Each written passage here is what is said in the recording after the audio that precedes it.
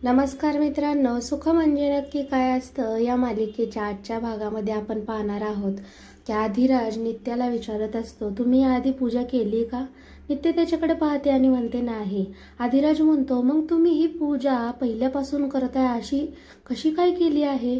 नित्य आता त्याच्या प्रश्नाकडे पाहतच असते. आधिराज म्हणतो, एकदम बरोबर पूजा केली तुम्ही. नित्या म्हणते, हो ना, मलाही कळत नाहीये, पण मी याआधी कधी ही पूजा केलेली नाही. आधिराज म्हणतो, नाही, असं वाटत नाही. तुमची ही पूजा करण्याची पद्धत पाहून असं वाटते की तुम्ही याआधी पूजा केलेली आहे. गुरुजी म्हणतात, हो, केलेलीच असन, कारण मलाही काही सांगायची गरज पडलेली नाहीये. नित्या देवीला मात्र हात जोडत असते. नित्याला हे आठवत असतं की ती आधिराज मला म्हणली होती की मी जर तुझी अट पूर्ण केली तर तू पेपरवर साईन करावी लागेल. आधिराजलाही ते आठवत असतं.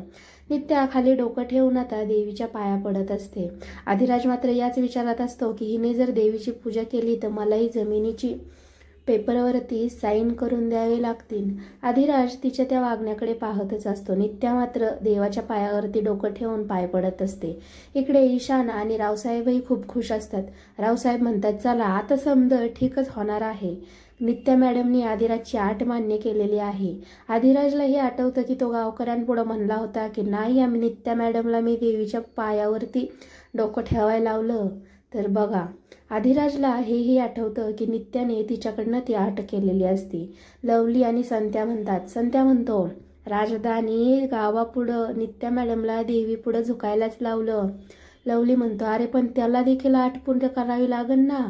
आधिराजच्या आई वडिलांना हे आठवतं की आधिराज म्हणला होता, तुम्ही जर देवीच्या उत्सवामध्ये देवीच्या पायावरती डोकं ठेवलं तर मी तुम्हाला या जमिनीच्या पेपरवरती सह्या करून देणार आहे.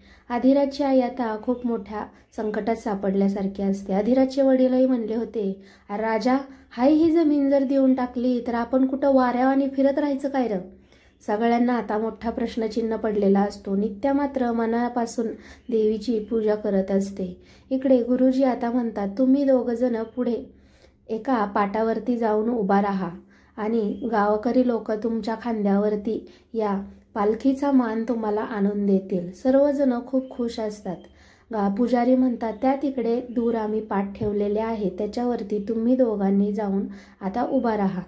गावकरी मानाची जी पालखी आहे ती मानकऱ्यांच्या खांद्यावरती आणून ठेवतीलच. तुम्ही जावा तिकडे. इकडे मानकरी ती पालखी आता घेऊन नित्या आणि आधिराजकडे जाणार असतात.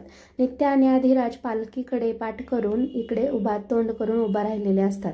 माई त्या दोघांकडे पाहतच असते. त्या दोघांची पाठ माईकडे असते. माई आता माझे गौरी आणि जयदीप आहेत असं त्यांना वाटत असतं, म्हणून त्या दिशेने चाललेल्याच असतात. माई आता लवकरच गौरी आणि जयदीप यांच्या जवळ येऊन पोचतात. माझी गौरी आणि माझे जयदीप माझ्यासमोर आलेले आहेत. 25 वर्षांनी माझ्यासमोर माझे गौरी आणि जयदीप उभा आहेत असं म्हणत माई तिथं आलेल्या असतात. माई त्यांच्या जवळ येऊन त्यांच्या जयदीपकडे पाहतात, गौरीकडे पाहतात आणि त्यांच्या खांद्यावरती हात ठेवण्याचा प्रयत्न करत असतात. त्या हात ठेवतात. गौरी आणि जयदीपला त्यांनी खांद्यावरती हात ठेवलेला जाणवत असतो. नित्या आणि आधिराजलाही तो हाताचा स्पर्श जाणवतो. गौरीलाही त्या हाताचा स्पर्श जाणवतो. त्या दिशेने ते मागं वळून पाहणार दोघंही. तेवढ्यामध्ये माईंना काही बायका मागे ओढून घेतात आणि त्या पालखीसाठी जी माणसं घेऊन आलेले असतात ती माणसं ती पालखी त्या दोघांच्या खांद्यावरती ठेवतात. नित्या आता मागे वळून माईकडे पाहणारच असते. तेवढ्यामध्ये ती पालखी येते आणि माईंना त्या बायका मागे ओढून घेऊन जात असतात. त्यामुळं माईंना नित्या आणि आधिराजला म्हणजेच त्यांच्या गौरी आणि जयदीपला पाहायला भेटत नाही. पालखीचा मान खांद्यावरती आल्यामुळं दोघंही त्या पालखीच्या मानाचा कावडीला हात लावतात आणि ती पालखी आता नित्या आणि आधिराजच्या खांद्यावरनं घेऊन लोक पुढं चाललेली असतात आणि माईला मात्र मागे मागे खेचत जात असतात. माई आता खूप अशक्त झालेली असते, कारण ती सतत माझे गौरी आणि माझे जयदीप करत असते. त्यामुळं तिला काहीही सुचत नसतं. गौरी आणि जयदीप म्हणजेच नित्या आणि आधिराज मात्र पालखीचा मान घेऊन पुढे गावाच्या दिशेने चाललेले असतात.